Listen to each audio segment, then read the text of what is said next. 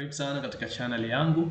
Leo nipo katika HTML structure na katika video hii ya leo nitakwenda kukuonesha kiujumla the way ambavyo page zetu zinatengenezwa kwa kupitia Hypertext Markup Language, ambapo tutaoneshana ile structure kwa ujumla ya HTML. So katika browser unaweza ukaona web page ambazo zinaonekana sawa na vile ambavyo content zinaonekana katika Microsoft Word. Ukiangalia hapa mimi katika kompyuta yangu, upande huku nipo na browser ambayo imedisplay page ambayo inaonekana hivi, na ukija katika upande mwingine kuna Microsoft Word ambapo kuna document yenye kuonekana kama hivi. Ukiangalia hii document ya Microsoft Word haina tofauti na hii page yetu katika browser yetu. So tunakuwa tunatumia kodi katika yale maandishi tunayohitaji yaonekane katika page zetu, tofauti na katika documents ambapo tunatumia mfano Microsoft Word kwa kuweza kuweka heading mbalimbali, kuweza kuweka paragraph, kuweka kwa lines object zetu na mambo mengi ambayo tunaweza kuyafanya kutengeneza dokumenti zetu. Lakini katika browser page hizi ambazo unaziona katika site mbalimbali huwa tunatumia kodi katika yale maandishi tunayohitaji yaonekane katika page zetu na kupangilia the way ambavyo tunahitaji yaonekane. So unaweza ukaona HTML kodi ya hii page hapa unayoiona, na kwa sasa usijali kuhusu hizi kodi ambazo unaziona hapa. Kama uzifahamu ndio mara yako ya kwanza, usiwe na wasiwasi wowote, muda sio mrefu tutakuja kuzielezea hapa na utaweza kuzielewa haswa ni kodi ambazo zinafanya kazi gani hapa. Tutakwenda kuzungumzia HTML code ambazo zipo katika rangi ya blue katika hii editor yangu ya VS Code. Hapa ndo kuna HTML code yangu, ambao hizi kodi hizi ndizo zilizopelekea ziende kudisplay page yangu yenye kuonekana kama hivi katika browser. So HTML code ambazo unaziona hapa zipo katika rangi ya blue, ndizo ambazo zinajenga haya maandishi yetu yaende yakadisplay katika hali gani katika page yetu ndani ya browser yetu hapa. So HTML code ambazo zipo katika rangi ya blue zimejengeka kwa characters ambazo zinakuwemo ndani ya angle brackets. Hizi zinatambulikana kama HTML elements. HTML elements kikawaida zinakuwa na tags za aina mbili. Kuna kuwa na opening tags na kuna closing tag. Closing tag zinakuwa na extra forward slash ndani yake, kwa ni tofauti na opening tag.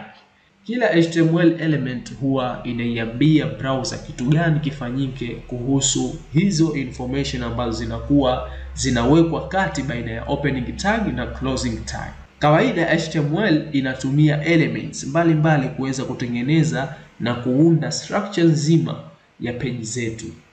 Wacha tuangalie kiundani kidogo kuhusu kodi hizi zinazojenga hii page ambayo unaiona katika browser yangu hapa, hadi kuweza kuiona kama inavyoweza kuonekana.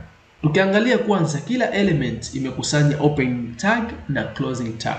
Tukianza huku juu, hizi za blue ndizo ambazo tumesema kuwa ni hizo HTML element ama hizo kodi za HTML. So ukiangalia hizi head imefungua na huku imefunga, maana kuna opening tags na kuna closing tag. Hata ukiangalia hii HTML kuna opening tag na kuna closing tag. Kwa hiyo ni element ambazo zinakuwemo ndani ya hiyo HTML kodi zako, kuweza kuiambia browser hizi information za aina gani na ziwekwe katika hali gani, zidisplay vipi. So tags husimama kama containers, hukwambia wewe kuhusu hicho kilichomo baina ya opening na closing tag. HTML tag ambayo unaiona hapa juu inamaanisha kuwa chochote kile kilichomo baina ya opening HTML na closing HTML tag ni HTML code. Vile vile ukiangalia body tag inaashiria kuwa chochote kile kitakachokuwemo baina ya opening body tag na closing body tag kinatakiwa kikawekwe katika main browser window. Tukiongelea main browser window tunaongelea katika browser yetu, hii sehemu ambayo content zetu tutakazoziweka katika body between hii opening body tag na closing body tag, basi zita display hapa katika hii sehemu nyeupe ambao ndio hiyo body tunayozungumzia katika HTML kodi yetu. Maneno yaliyopo baina ya heading 1, kama unavyoona kuna heading 1 ambapo kuna opening heading 1 na closing heading 1 tag. Maneno yale yalikuwepo pale kati, hayo yatakuwa ni main heading. Kama unavyoona katika browser yetu kuna maneno ambayo yamekoza na ni makubwa, na kuna maneno ambayo ni madogo na hayajakoza. Kwa hapa kuna vitu vile tofauti. Kuna heading na kuna paragraph. Sasa hii heading 1, yale maneno yote yaliyokuwemo ndani ya hii heading 1 kama unavyoona yatakuwa ni heading, na katika browser yetu madhali tumeweza kuiambia browser kuwa hii ni heading, basi itakwenda kudisplay ikiwa ni kubwa na ambapo itaonekana kuwa bolded. Na paragraph zitafata zikiwemo ndani ya tags ya paragraph ambayo ni hii angle bracket P na /P kama ni closing tag. Maneno yaliyomo baina ya heading 2 opening tag na heading 2 closing tag, between hizi tag mbili ya kufungua na ya kufunga, yatakwenda kujenga subheading. Ile ya kwanza ni main heading ambayo imechukua heading 1, lakini hii ni subheading, tumetoka katika heading 1 tukaweka heading 2. Okay, tutakuja kufahamu vizuri kuhusu hizi heading katika video ambazo zitafuata. Leo just tunapeana tu introduction ya ile structure ya HTML na vipi ambavyo inaenda kutengeneza page zetu katika browser zetu. So na ukiangalia kuna subheading nyingine hapa na ikifuatiwa na paragraph yake, na closing body tag inaashiria ndio mwisho wa vyote vile tunavyohitaji vionekane katika main browser window.